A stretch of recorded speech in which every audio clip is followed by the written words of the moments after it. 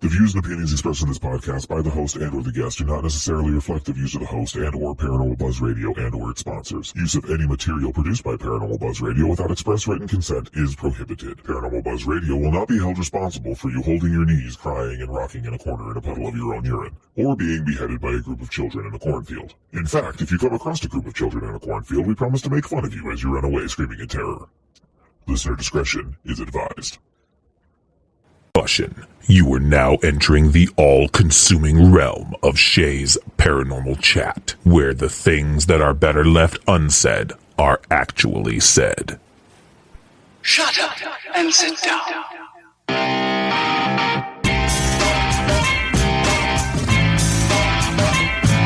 You're listening to Shay's Paranormal Chat. Paranormal podcasting done Shay's way. Tons of fun. Dude, seriously? A bit sarcastic. Hashtag investigator, not hunter. But always real. Hashtag data, not evidence.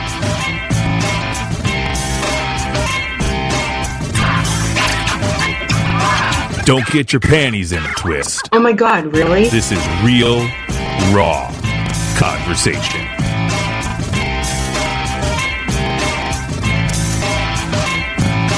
Ladies and gentlemen, welcome to the show.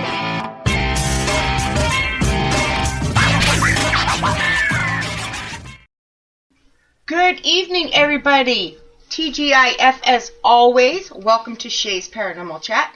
And of course, I'm your host, Shay Carroll. Thank you guys for listening again to another pre-recorded. As you know, the season is pre-recorded. But I have great guests, great topics this season, and I'm very excited. I'm also very, very excited to finally have these guys on my show. Tonight we're going to be talking all kinds of things Ouija, plus some extra probably, knowing us, because we talk a lot. So we're going to jump right into this. So tonight's guests are Danny and Lauren Perez. Hey guys, how you doing? Pretty good. How about you? Very good. Very good. I'm so excited. We've been planning this for a while, and life just gets in the way. Yeah, it does. It does. So before we get into Ouija boards, do you want to talk about how you got into the paranormal? Just a little bit, you know. How long you've been in it? Oh my goodness. I got into the paranormal probably, I think it was, always been interested in it since Scooby-Doo, but Ghostbusters in the 80s. But I started off with a team out of Northborough, Massachusetts, and it wasn't what I was looking for, so my daughter and I started our own team, and that is MassCon Paranormal. And jump ahead a couple of years, and I meet this really great guy online, and he's into the same stuff that I'm into, and now we are together and part of our big group together. Yeah. Oh, as for me, it had to be, was really young. It had to be the late 70s, early 80s. I think it was the early 80s.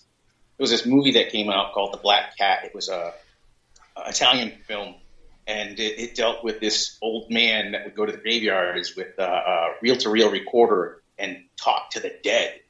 And I was like, holy cow, this is really cool. Can this really be done? So I got my little Radio Shack cassette player recorder and a little microphone that was wired and attached to it, and started doing that. And ever since then, it just snowballed. And then in the 90s, met up with the Warrens, and went over their place, and it just, I was hooked. Wow. I don't think I knew that about the Warrens about you. Oh, okay. Yeah. Yeah. They were having a convention at the University of Connecticut, and went up to them to talk about stuff after, and it was like, well, you should come over sometime. I was like, okay. Well, at that point in time, they didn't really have the status that they do now. It was, to me they did, but it was Right. These are people that are doing stuff that I wish I could do. Right. And it was amazing. Lauren, you saw him once too, didn't you? I did, yeah. I saw him at Anna Maria College in Paxton, Mass. Wow. It's cool. I never had the honor. So. It was interesting. Nice people, though. Amazing. Oh, yes. Yeah. Yeah. I did get the honor of, when I spent a week in Connecticut a few years back, to go in. Of course, Lorraine was still alive at that time, but I did get to go pay respect to Ed Warren's grave. So. Oh, yes. So Yep. that was, that was nice. It's actually right down the road from their house. Yes, it is. It is. We drove by the house. We were like those people. Nothing wrong with that. So weren't we? Yeah, we just, we had to drive by just to see it. I mean, it's not like we sat outside and took pictures and stalked them, but we did have to drive by. Actually, twice, because you have to turn around and go back. Mm-hmm. Yeah. Yeah, so how'd you guys get into Ouija boards? That is a good question. It's one of those things, when you're a kid and you played around with them a little bit and and get a little older and says, hey, I think I could make one of those. Let's see what I can do. Next thing I know, I was making them and selling them and shipping them across the world. And myself, growing up, I was deathly afraid of them. I didn't want anything to do with them, and now they're scattered around my house, and Right? they're everywhere, and he makes them, so I absolutely love them now. And he makes beautiful wood crafted. I don't even know how to describe them. How do you describe them? They're made with love. Made with love. Before we move on, where can people find them to see your work? I just don't want to forget. We have a website. It's we're known as the Radikals, Lauren and I. It's www.theradikals.org, and the Radikals is spelled Radikals. So it's a K instead of a C. Yeah. And that'll give you a list of everything that we do, because the list is really long. And it would take up a whole show. Maybe two. Yeah. I'm planning on having you back. You guys don't know that, but, So, Lauren, how did you go from being afraid of them to accepting them? I mean, there's got to be multiple steps. It wasn't just like, oh, I like this guy, now I like him. Yeah, no, it was a little bit more than that. My best friend of 40 plus years, she's also on our team. She's Wiccan, and we actually went to a PowerCon Salem way back when, and I said, I'll do the board if you do it with me, only because I felt safer with her there. And did the board, and it started spelling my name and dragged the board across the table, and I said, oh, okay. But then Danny explained to me the idiomotor effect. Correct. Yes. I can't say that word. Good job. Well, what you can't see is I'm staring at Danny right now saying, okay, did I say that right? Yeah.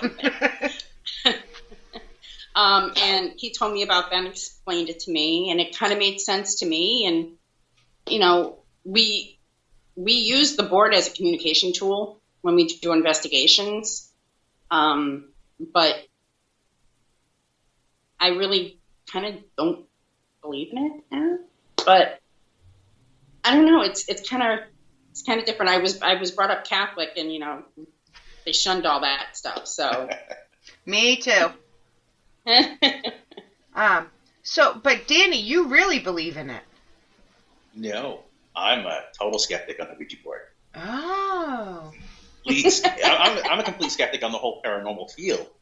Well, there's a difference between being a skeptic and being skeptical. Okay, I would have to say I'm what I call an objective skeptic. Yes. I don't believe it's truth, but I do believe anything is possible. And like, if you were to say like, well, it worked for me, I'm going to believe you. I'm not going to say, oh, that's BS or anything like that. I believe you, but I wish I would experience it with you. Right. I call myself a skeptical true believer because I do believe in the paranormal, but I'm very skeptical of what's let out there, what's right. And it's not like you said. It's not like I have to see to believe. I'm not doubting you, but there's just so much stuff out there that Yeah, I always say, anything is possible, just not probable. That's my saying. Oh, I say it like at least 20 times a season. Like, yeah. Yeah, that's cool.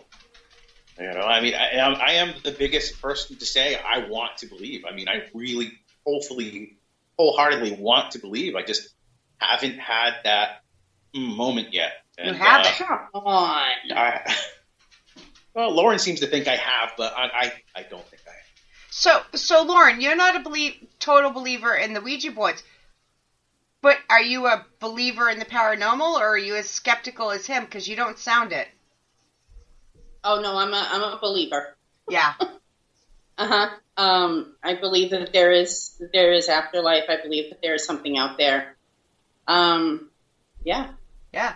Yeah.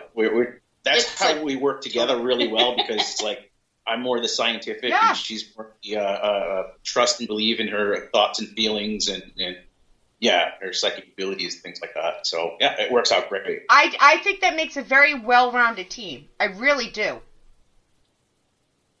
Like if you have a whole team that believes exactly the same thing, who's challenging you? Right. Exactly. Yeah. The results are always the same.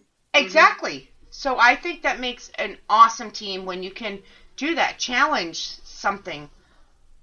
I truly believe that's great. So, what is...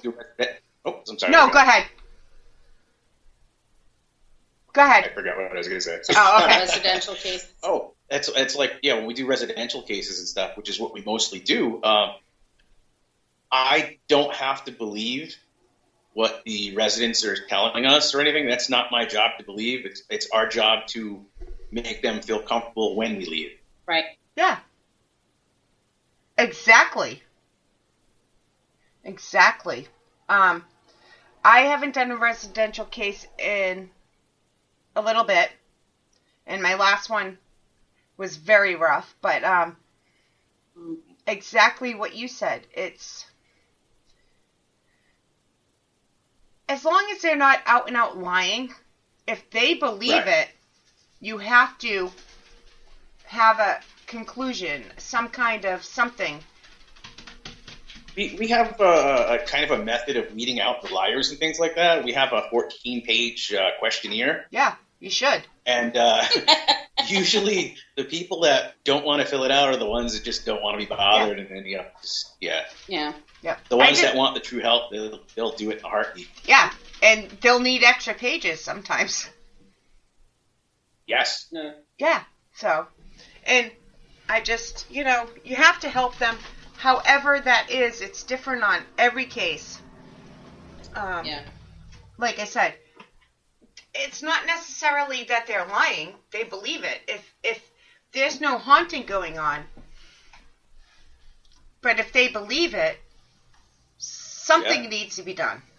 Like to show them or to wrap it, We had one residential case where it turned out everything. I work in mental health and for 18 years now, and all the bullet points and everything that was coming through and all the data, it was kind of leading towards schizophrenia, and suggested that that's not the answer, but maybe get it checked, and that was it. It was schizophrenic, and it wasn't poltergeist activity or demons.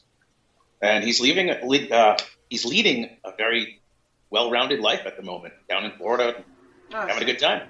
That's awesome. But it's very hard to look that client in the face. I've done it. It's very hard to look that client in the face and say, just to rule this out, why don't you go seek? Yeah. It's very tough. The first time I had to do it, I cried. Yeah. Like, and you never know how they're going to react. You don't. And this person truly believed it was paranormal with every ounce of their being. I don't want to say he, she. I don't want to say anything. But, you know, I cried because they really believed it. And we spent so many hours there. Like, you know, so I've been there. It's rough. It's rough. Yeah. So, all right. So, Danny, you've never had a Ouija board experience that you're like, maybe? You've never done one with Lauren, your wife, and been like, okay, trust her, she's not moving it? We have actually never used a Ouija board together. Oh, why not? I know, right? Crazy. Every time we have a case, I never use the Ouija board. Well, it's because usually you have a camera in your hand. That's true. Oh, I get that. Okay, but there was one time when I was a teenager. There was a bunch of us. We got together and we were in a parking lot and we're asking it questions. It was probably around midnight, knowing us. And I asked it, when am I going to die? And I just went right for the gold, you know. And it started moving, and it went to N, and it was going somewhere else, and then everyone freaked out and broke it, and broke the bond or whatever. And they're like, "You can't ask it that." And I was like, "Come on, I just a couple more letters, I was almost there." But I don't know if someone was pushing it or moving it. There was like 6 of us there, and then after that, we just. Actually, no. We went to a graveyard a couple weeks after that. I don't know if it was, was it a group effort making it move or was it spiritual? I don't know. I've never actually tried using it alone. I probably should. No, you can't use it alone. House. You can't. You got to use it with your wife because who else can you trust more Not in than? the house. Not in the house. Not in the house. Not in the house, but somewhere. Just you two. You can. All right. You got to help me here. You can't use it alone. You have to have a second, at least one other person, right? It depends on who you talk to, and there's so many different beliefs. I mean, some people say it's demonic and spiritual and this and that, and I don't know what to make of it. I mean, if you're going to use anything that people say communicates with the dead, I just say use it with respect, no matter how many people you're with. Oh, yeah. If you're looking to get scared or some bad news, you're going to get that because usually what you put in is what you get out in anything. Mm-hmm. I'm with Lauren. I used to be like, don't use it. It's horrible. Just because of probably, honestly, mostly the Warrens. Like, don't do it. And you hear all this bad stuff. But the more you study it, I've only done it one time. I have to admit that right off the bat.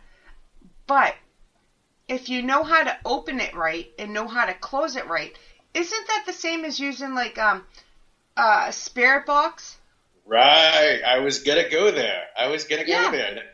It's any kind of communication is communication, whether it be through a spirit box, EVPs, or Ouija boards. Now, I think Lauren just doesn't want me to do it in the house because of all the stuff that's in the house already. Yep. Yeah. Well, I'm with her. I'm a true believer that if you start doing that stuff, you can create. Yeah, and we've got items in the house here that have like killed various people and things like that. So she's like, I'm in this house 3 nights a week by myself overnight. Yeah, no, let's not do that. Yeah, I don't blame you there. But we did use one of the haunted boards on the porch. Did? Not you and me. Oh. I did it. I did? No, Carissa and John And Really? yeah, they were out there using the one that they tried to light it on fire to get rid of it, and it wouldn't burn. The suicide board. Yeah. Wow. Okay. Yeah. People send me like boards that have like been cursed or had bad, So yeah. Oh, so you guys use the suicide board? Yeah, wow. they did. Oh, what happened? Nothing. Okay. So, all right, Nothing. that leads us into a good thing. In your belief, and I know you keep stressing people believe different things, but for this episode, we're going to go with what you believe. If you get a bad board, you or somebody else, how do you get rid of it? Do you have to close it first? Because I hear all kinds of stories about burning, about burying. What is the correct way, if any, to get rid of a bad board? Give it to Danny. I don't know that there is a correct way. I mean, I wouldn't say bury it, because if you believe there's something wrong with it, in case there is something wrong with it, you're just leaving it for someone else to discover. Yep. Or like Lauren said, something, with the land or whatever and stuff like that. Burning it, I don't know. There's different aspects with that. Some people say it's the way to do it. Some people say it gives it more power from the flames of hell. I've heard it. The demons. I don't know what would be the right way. Yeah, send it to me. Yeah, send it to you.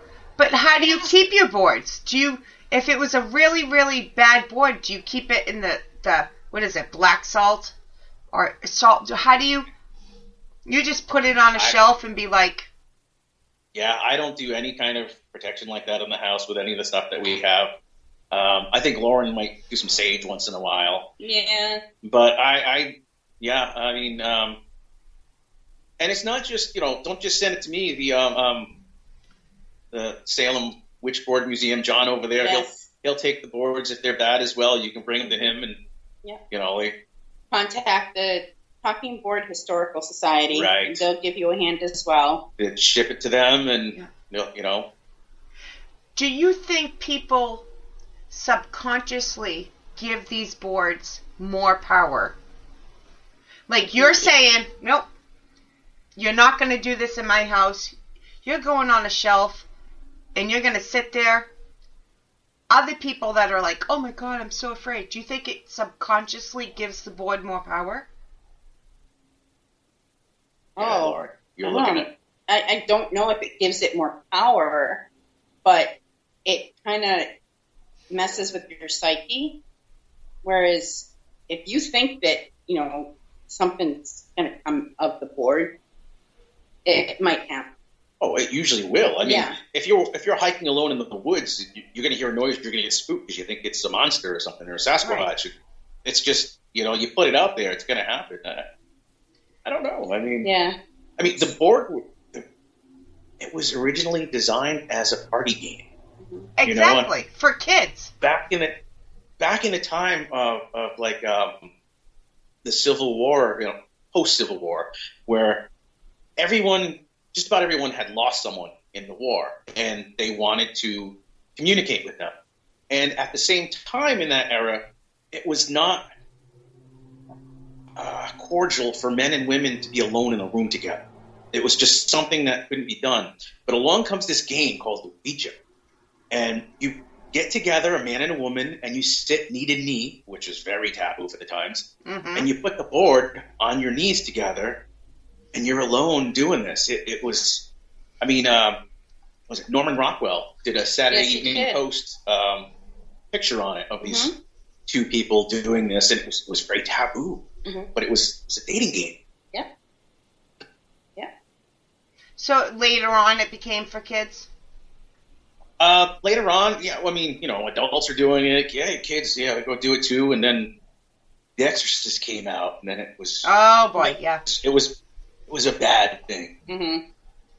Oh yes, but even now, I don't think that if you go into a toy store, you're going to find it on the shelf. Oh yeah. Yeah, you will.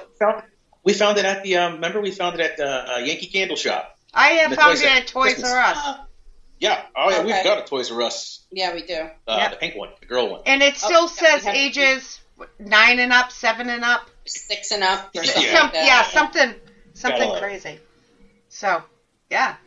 I just think, like, my belief when it comes to spirits and ghosts, I believe they're two different things, but anyways, the more you believe, the more you interact with them, it gives them more energy and you'll get more activity. So I was just wondering if a spirit is attached to a board for real and you truly believe it, does that still give it more power, or because there's something in between?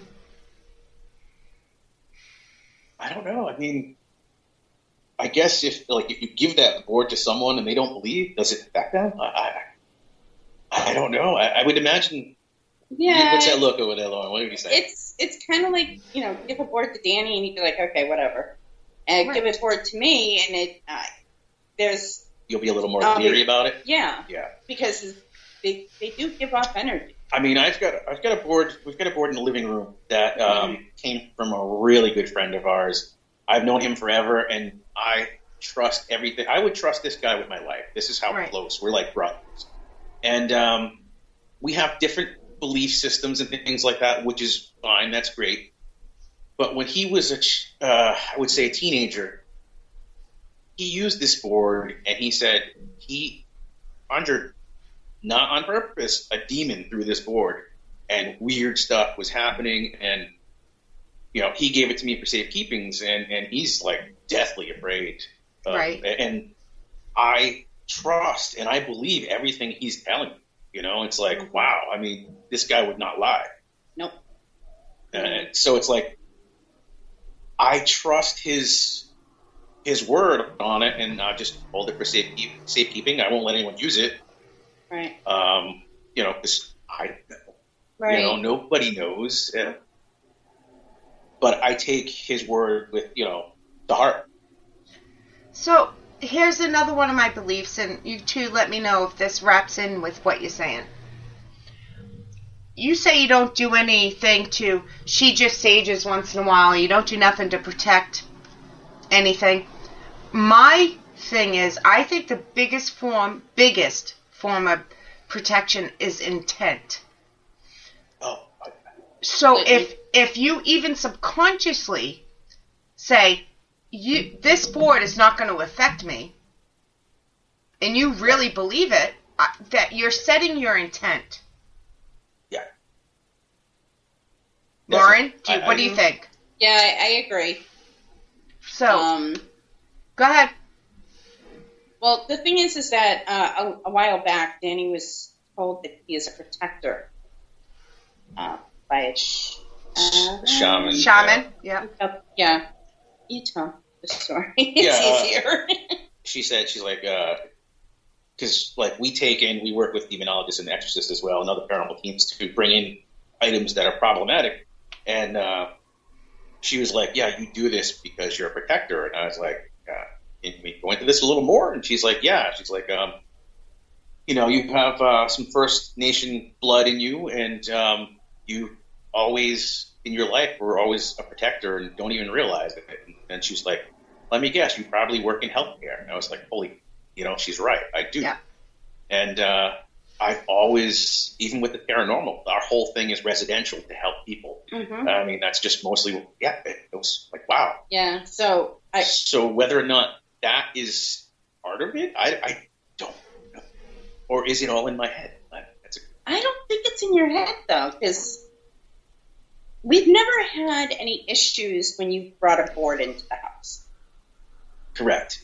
Anything that has had an issue that has come into the house has been an object, not a board. Okay. Yeah. So I don't think that it's the boards that are ripping in the house sometimes. It's the other stuff. It's the others. So I think the boards and everything, it's pretty safe. I feel very comfortable in the house, so it, doesn't bother me. So I have two questions. Okay. For anybody that doesn't know what a shaman is and what your bloodline is, could you just quickly explain that? Because anybody listening to the show probably knows, but just in case. Okay. Go ahead. Or at least, it's Native American, correct? Yeah. That's what you're talking about. Yeah. Native American bloodline. I'm from Tainu, which is right off the coast of Florida, Caribbean. And, shaman is your witch doctor? I guess you could say. Yeah, there's so many names. Medicine man, witch doctor. Medicine man, healer. Yeah. It's like...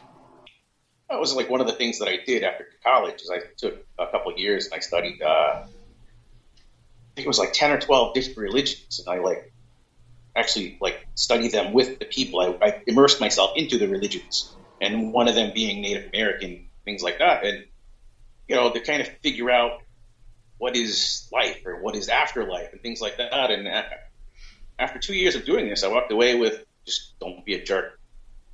Yeah. It's that simple. Respect. That's what all these religions come down to. Yes. If you combine them. I totally agree. It's like they have different ways of doing it, but it comes down to don't be an asshole, people. That's exactly. And it's the same thing with the paranormal field when you're doing an investigation, doing EVPs, using a Ouija board. Don't be an ass. Be respectful. Yeah. When you go to an investigation, whatever is in the house or the family feels is in the house, that's their domain. Exactly. You're going into their home. Yes. Show respect. Exactly. Oh my God, I love you. They have to live there. We're going home. Right. Yeah, so, exactly. Don't stir it up and then just walk away. That's one thing we really don't do that. Oh. Yeah, we stir it up and then we try to close everything down and we do a ritual and things like that to banish. Yeah, and, see, it's like going to somebody's house. A living person, you're going to visit somebody. You wouldn't start cursing at them, saying, why the F aren't you talking to me? It's the first time I've ever said F and not the actual word on my show. Go for it. Let it loose. Why aren't you talking to me? Hey, you, are you being an asshole? And you put your feet up on the table, the coffee table, and you wouldn't do that. So don't do it to somebody that's deceased. Whether you really believe they're there or not, doesn't matter. In case they are there, you treat them with respect because they were there first and they'll be there way after us. Yeah. Well, here's a perfect example. We did an investigation at the Shanley Hotel in Napanoch, New York. Yep. And my daughter, everybody else in the room went and tried to sit in a chair that was up on the third floor that was supposed to be owned by an Irish mob boss or something like that. Oh, yeah. Well, Carissa, she actually asked, do you mind if I sit in your chair? Could I sit in your chair? And something came across and said yes. We had a spirit box going. So she went and she sat in his chair. The second time that we went there, we went up to the third floor again, and she asked again if she could sit in his chair. And the Phasma box actually said her name. So it was recognizing that it was Carissa, and it was okay for her to sit in his chair. You know that old saying, you get more flies with honey? You got it. Yeah. Definitely. Because I always start off with introducing myself. Hi, I'm Shay. How you doing today? A normal conversation. Right. Yeah. No, I agree with that. Totally. So you've mentioned closing quite a few times. Whether it's... Let's start with if you're using the Ouija board, you're having a session. Do you feel there's a correct way to close down the session? Personally, I think as long as you just don't leave it open, say as you would someone else. It's like use the same, be as cordial on the Ouija board as you are on the phone. You're going to say hello, say goodbye. Don't leave them hanging. Like in the old days, if you didn't hang up the phone, sometimes it didn't actually hang up on the other side. It happened to me a couple times when I was a kid. And hang it up. Yeah. Say goodbye. Yeah.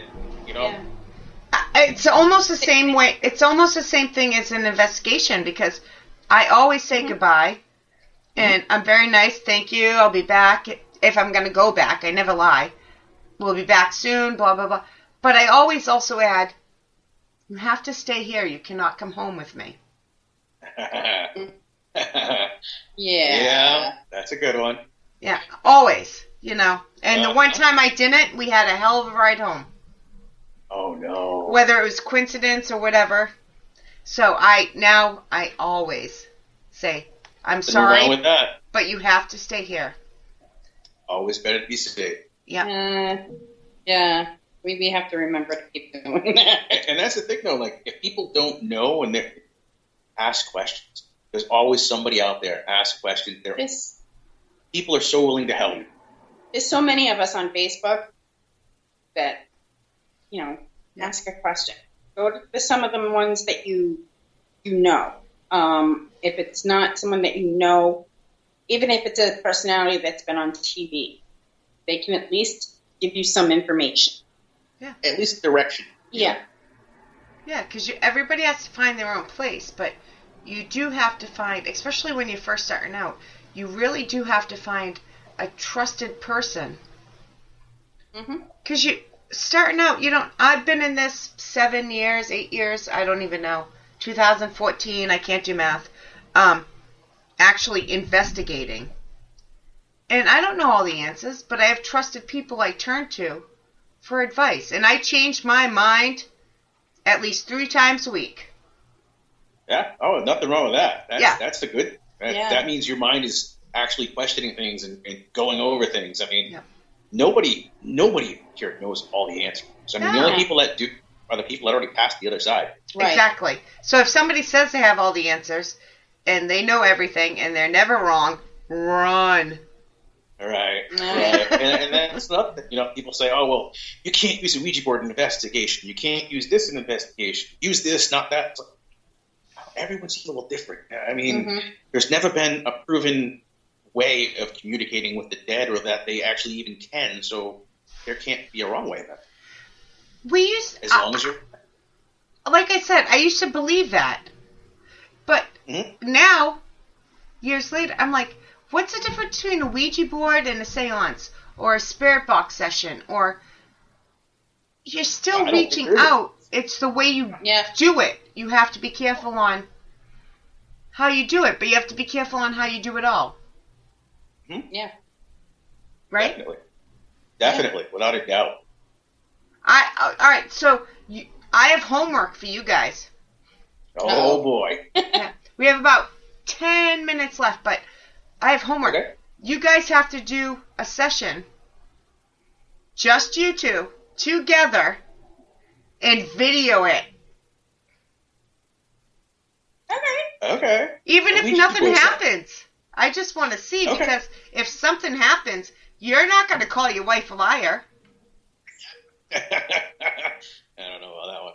Hey! Well, I mean, I know you guys challenge each other, but... I trust her. Yeah, I definitely, she would be the one I would probably trust out of most everybody. And that would be really interesting. It would. Yeah, and you can challenge her, but, you can be like, how do you... And she's willing to bend to you, and you're willing to bend to her. So that, telling you, YouTube, here we come. Wow. And you know what? I like this homework assignment. We'll do it in the house. Yeah, we'll do it in the house. Yeah. Question is, which board we'll use? No, there's so many boards. Yeah. The wall is covered. You can use the Paranormal Buzz Radio board that you can make. Nice. Sorry, but no, seriously, that would be awesome. I think we'll use one of the boards that I make, because I make them out of coffin wood. Oh, Yeah. I've seen them. We'll try. Yeah. This is going to be good. This is going to be fun. I'm telling you, it would be. We never even thought of it. No. We've never, all these years, we never thought of Yeah. I mean, we have all the planchettes, we have all the boards, they hang on the walls, and just never. Yeah. No. This is exclusive for you. I'm telling you. Oh my God, I'd be like so happy to see it. Right. Okay. Yeah, I'm excited. Okay. Yeah. I'm telling you, that would be good. Even if nothing happened, though. Because you're on opposite sides of certain things. It's a 50-50 shot. Yeah. You know, either something happens or it doesn't. I so hope something happens. You'll have to do like 2 out of 5 or 3 out of 5 or, you know, you can't just do it once. It can, an experiment you have to do. Yeah. Yep. Law of averages. Full moon. Uh-huh. Yeah, we'll do. We'll do a average them out. Yeah. See what we get. I like that idea. Okay. It is, because you guys, you've been married a long time, so you have to fully trust each other. So. Oh, yeah. You have to believe the results. Yeah, definitely. See? Oh, I'm such a smart person sometimes. We haven't been married that long. How long you been married?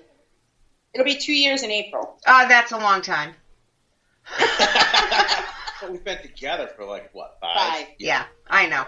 Well, we got married mostly because of COVID. Yeah.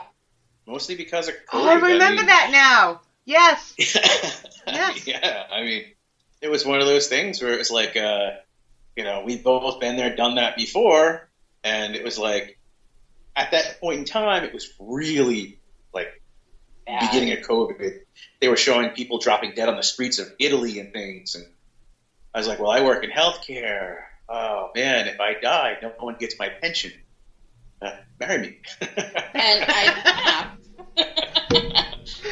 but nope, we got married. I mean, a few days later. The love is there and everything, right. But it was just like, you know, I don't want my company my pension back. Yeah. You know, I want it to go to someone I care about. So we called the JP and said, hey, can we get married? And he's like, where? I said, I don't know, your backyard works. And we drove the hearse there and got married. Yep. Oh, the hearse. Yeah, we wrote "Till Death Do Us Part" on the back window. I could see it. Yep. And he ended up in a gas mask, and I was in a plague mask. Yeah. Yep. And we recently just found out a little update on that story. The JP that married us is an elderly man, probably in his late 70s, early 80s, would you say? Yeah. Lauren? Yeah. Well, he's really close with his neighbors and things like that, and he gives out flowers into to the community and things. And while they saw us there getting married, well, they didn't see us, but they saw the hearse. Of course. And one of the neighbors called her mom crying hysterically. Oh my God, he died. They got a hold of him and they called him and he's like, no, I'm not dead. I was just doing a wedding. Do you want to explain for my listeners that don't know about the hearse? Yeah, sure. We've got 2 hearses in our collection now. And people always say, well, why a hearse? Well, there's a reason. Personally, for me, I grew up with my grandparents, and on the weekends, my grandfather and I, we would go out picking and flea marketing and things like that, yard sailing, and every once in a while, we'd come across a hearse, and he'd be like, it's going to be a good day. You know, I'm 6 years old. I'm like, okay, that's kind of weird. Time goes by, and I finally ask him, like, hey, Pepe, why do you always say it's going to be a good day when you see a hearse? Isn't it a bad day? And he said, no, it's a good day because you're not at the back of it. Amen. So being 6 years old, I'm thinking, well, if that's the case, and if I own a hearse, then every day's a good day. Exactly. Time goes by. I'd say it was about 10 years ago, I come across this 1968 Cadillac hearse that was for sale. Talked to the guy that was selling it. It was a funeral home. It was the funeral home that did my grandfather's funeral, and turns out it was the actual hearse that they used in his funeral procession. So it was like full circle. Mm-hmm. And then our recent one, 2004, we just picked up a couple of years ago. Yeah, and they all have names. We named them after the first person that rode in the back of the funeral. Like the first one's Dolores, the second one's Vincent. Oh my God, that is amazing. That is so... It's like a respect kind of thing. It is. That's why it's amazing. Yeah. And so now, your readers, every time they see a hearse, they're going to think, today's going to be a good day. It's going to be a good day. It's going to be a good day. And it's my daily driver for me. You know, I use it all the time.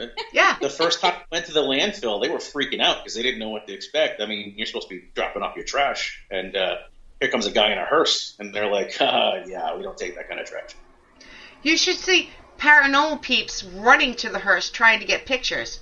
And if he opens the door, or she, if they open the door and let people start taking pictures, it's going to take a long time. That actually happened up in This is what she's talking about. Maine. Yeah. Was it Maine? Yes. Chris Sanders. Yes, No. that was in Lennox. No, I'm thinking of the other one. Was it Quincy? I don't.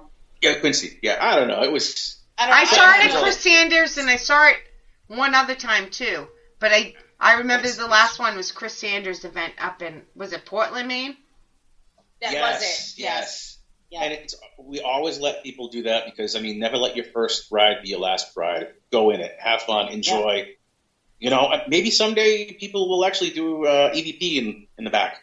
Somebody There you go. tried that day, but Okay. they're like, I have a table to run. I can't, like. Oh, yeah. Well, next time. We'll Next have time. to do it. Yeah, Yeah. I remember that. But our grandkids call the hearse, they call it Pepe's camper. Oh. But that's a good way to look at it. Right? We got the air mattress. We're ready to roll. Oh, that's so sweet. Really is. So our hour is up. I'm definitely going to have you guys back because we could just go Yeah, on and on. We've got a lot of really cool stories about some of the stuff that we picked up in the house and stuff. Like, Yes, I want that Yeah. to be a part 2. Yep, Okay. Definitely. definitely. Before we go, can you tell everybody again all your social media? Where can people find you? Go ahead, Lauren. The easiest one to find us at is www.theradicals.org. With And a it's K. Radicals with a K. Right. That's That- probably the easiest one. It takes you to everything That that will we take do. you to our YouTube, our TikTok, our Facebook, everything, and it'll take you to To the paranormal team, to his photography, to our peanut butter and barbecue sauce, everything. everything. See? Ouija boards. Yep. You name it. Boards. And be on the watch for a Paranormal Buzz Radio because I'm getting a Ouija board. Definitely. It'll And be- this is the time of year that I actually start designing them now because it's too cold to work in my wood shop. Yeah. Probably I won't start until like April. So send me that logo. I'll get working on it. Oh, I definitely will. To everybody listening, thank you. I'm definitely having these guys back. As long if they don't come back, that means I did something wrong. Oh, No, I'm just wow. kidding. I'm, In a heartbeat. hey, I was well behaved on this one, guys. Oh, you don't have to be. Trust me. Next time you might not be so lucky, but That's Hey, awesome. no problem. all right, guys. I hope everybody has a great weekend, and we will see you next Friday. And 2 weeks from now, I believe it's 2 weeks from now, I'm actually going to have a live show with my co-host Kelly McCarville. She's going to be doing 1 or 2 card pulls, live readings, and guess what? Be careful, bitches, because I have my first tarot deck. I have a Rebel deck, the Unicorn Killer. So I'm going to be joining in on the readings for the very first time. So you guys are in trouble. So make sure you join us then. Have a great weekend, and we'll see you next Friday.